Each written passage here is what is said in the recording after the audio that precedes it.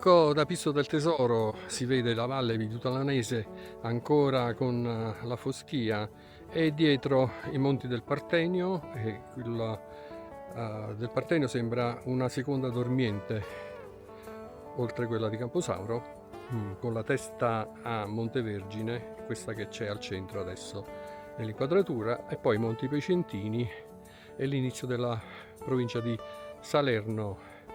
Da questo lato invece ci apprestiamo a percorrere il breve tratto, 1 chilometro circa, che divide 800 metri, 900, che divide il breve tratto il Pizzo del Tesoro da Monte Pentime, quello con la croce, e quindi ci sarà poco tempo per raggiungere l'altra cima, dalla quale poi scenderemo attraverso l'eremo di San Menna, patrono di Vitulano, e con la discesa con i tornanti fino al punto di arrivo della nostra escursione, che è all'eremo di San Liberato, in zona San Libero, sempre a Vitulano o Torrecuso, questo non lo so, sembra più Torrecuso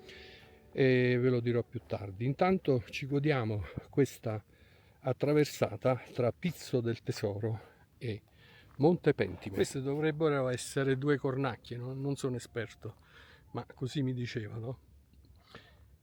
Però non ho sentito né il classico verso delle cornacchie e né mi sembrano degli uccelli con poca grazia.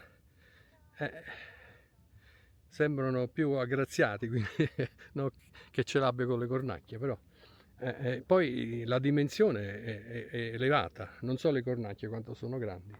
Lasciamo perdere il discorso perché andrai in un cul-de-sac, mi andrai a chiudere in qualcosa che non so. Da quest'altro lato la valle è proprio a destra la telefonata,